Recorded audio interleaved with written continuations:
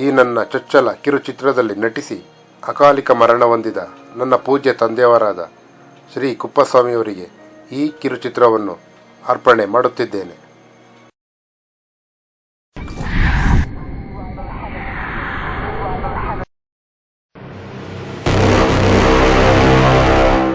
ಪ್ರಿಯ ಕನ್ನಡಿಗರೇ, ಇದು ನಮ್ಮ ಭೂಮಂಡಲ.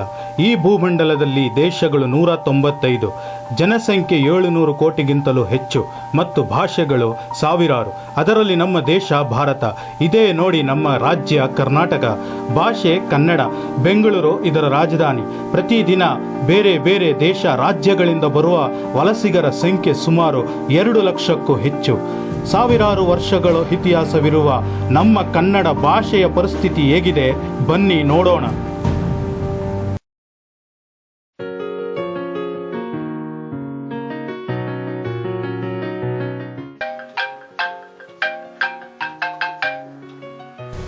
ನಮಸ್ಕಾರ ಮುಖ್ಯಮಂತ್ರಿಗಳಿಗೆ. ಹೌದಾ ಸರ್? ಸರಿ ಸರ್.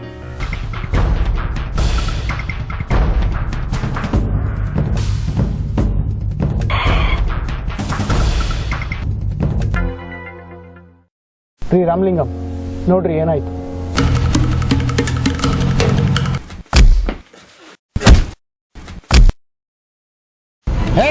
ಕನ್ನಡ ನೆಲ, ಗಾಳಿ, ಊಟ ಎಲ್ಲ ಬೇಕು. ಯಾಕೆ ಕನ್ನಡ ಭಾಷೆ ಬೇಡವಾ? ಕನ್ನಡ ಭಾಷೆ ಬೇಡ ಅಂದ್ರೆ ಕರ್ನಾಟಕ ಬಿಟ್ಟು ಹೋಗ್ತಾ ಇರು. ಇತ್ತೀಚೆಗೆ ಕನ್ನಡದ ಭಾಷೆ ಬಗ್ಗೆ ತುಂಬಾ ಗಲಾಟೆ ಆಗ್ತಾನೆ ಇದೆ. ಅದರಲ್ಲಿ ಇದು ಒಂದು ಉದಾಹರಣೆ ಅಷ್ಟೇ. ಕನ್ನಡ ಉಳಿವಿಗಾಗಿ ಜನಸಾಮಾನ್ಯರು ಕಾನೂನು ಕೈಗೆ ತಗೊತಾ ಇದ್ದಾರೆ ಸರ್.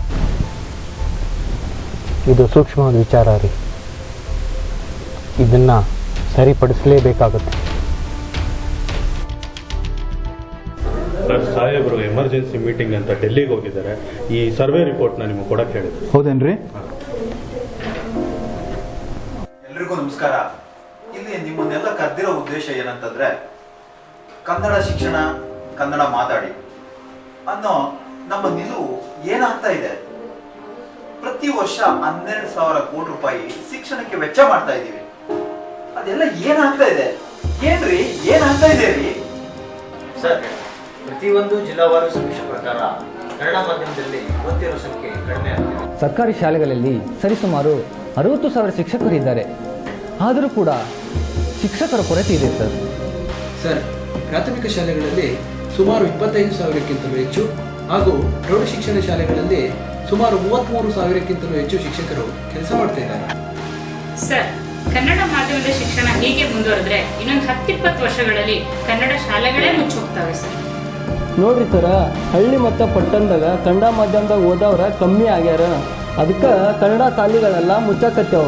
ಕನ್ನಡ ಭಾಷೆ ಉಳಿಬೇಕಂದ್ರೆ ಸರ್ಕಾರ ಎಚ್ಚೆತ್ಕೊಳ್ಬೇಕು ಸರ್. ಆದರೆ ಜನಸಾಮಾನ್ಯರು ಇದಕ್ಕೆಲ್ಲ ಏನ್ರಿ ಹೇಳ್ತಾರೆ? ಸ್ವಾಮಿ, ಈಗಿನ ಪರಿಸ್ಥಿತಿ ಹೇಗಿದೆ ಅಂದರೆ 1ನೇ ಕ್ಲಾಸಿಂದ 7ನೇ ಕ್ಲಾಸಿನವರೆಗೂ 60ರಿಂದ 70 ವಿದ್ಯಾರ್ಥಿಗಳು ಇರ್ತಾರೆ. ಮೇಷ್ಟ್ರುಗಳು ಒಬ್ಬರೋ ಇಬ್ಬರೋ ಇರ್ತಾರೆ. ಕನ್ನಡ ಕಲಿಯೋರು ಎಲ್ಲಿಂದ ಕಲಿತಾರ್ರಿ? ಸರ್, ನಮ್ಮ ಕನ್ನಡದ ಜನ ಇಂಗ್ಲೀಷ್ ಕಲಿಯೋದು ತಪ್ಪಲ್ಲ, ಇಂಗ್ಲೀಷ್ ಕಲಿತು ಫಾರಿನ್ಗೆ ಹೋಗಿ ಕೆಲಸ ಮಾಡೋದು ತಪ್ಪಲ್ಲ. ಆದರೆ ಕನ್ನಡ ಭಾಷೆನ ಮರಿತಾ ಇದ್ದಾರೆ. ಸಿನಿಮಾಗಳಲ್ಲಿ ಸಾಹಿತ್ಯ ಯಾವ ಮಟ್ಟದಲ್ಲಿದೆ ಅನ್ನೋದು ನೀವೇ ನೋಡ್ತಾ ಇದ್ದೀರಾ. ನಮ್ಮ ನಾಡಿನಲ್ಲಿ ಕವಿಗಳು, ಸಾಹಿತಿಗಳು, ಕಾದಂಬರಿಕಾರರು ಗಣನೀಯವಾಗಿ ಕಡಿಮೆ ಆಗ್ತಾ ಇದ್ದಾರೆ. ಇದಕ್ಕೆ ಕಾರಣ ಏನು? ಸರಿ ರೀ, ಇದನ್ನೆಲ್ಲ ಕೂಲಂಕುಷವಾಗಿ ಪರಿಶೀಲಿಸಿ ಮುಂದಿನ ಸಭೆಯಲ್ಲಿ ನಿರ್ಧಾರ ಕೈಗೊಳ್ತೀನಿ. ಎಲ್ಲರಿಗೂ ನಮಸ್ಕಾರ. ಕಳೆದ ಸಭೆಯಲ್ಲಿ ಕನ್ನಡ ಶಿಕ್ಷಣ, ಕನ್ನಡ ಮಾತನಾಡಿ ಎನ್ನುವ ವಿಷಯಕ್ಕೆ ಸಂಬಂಧಿಸಿದಂತೆ ಇಂದಿನ ಮಕ್ಕಳೇ ನಾಳಿನ ಪ್ರಜೆಗಳು ಎನ್ನುವ ನಾಣ್ಣುಡಿಯಂತೆ ನಮ್ಮ ಕನ್ನಡ ನಾಡಿನಲ್ಲಿ ಕನ್ನಡ ಭಾಷೆ ಉಳಿಯಬೇಕಾದರೆ, ಕನ್ನಡ ಭಾಷೆ ಬೆಳೆಯಬೇಕಾದರೆ ಮತ್ತು ಕನ್ನಡ ಮಾತನಾಡಬೇಕಾದರೆ ನಮ್ಮ ಶಿಕ್ಷಣದ ವ್ಯವಸ್ಥೆ ಸರಿಪಡಿಸಬೇಕು. ಈ ರಾಜ್ಯದ ಮುಖ್ಯಮಂತ್ರಿಯಾದ ನಾನು ನಮ್ಮ ರಾಜ್ಯದ ಒಳಿತಿಗಾಗಿ ಮತ್ತು ಕನ್ನಡ ಭಾಷೆಯ ಉಳಿವಿಗಾಗಿ ಈ ಕೆಳಗಿನ ನಿರ್ಣಯಗಳನ್ನು ಜಾರಿ ಮಾಡುತ್ತಿದ್ದೇನೆ.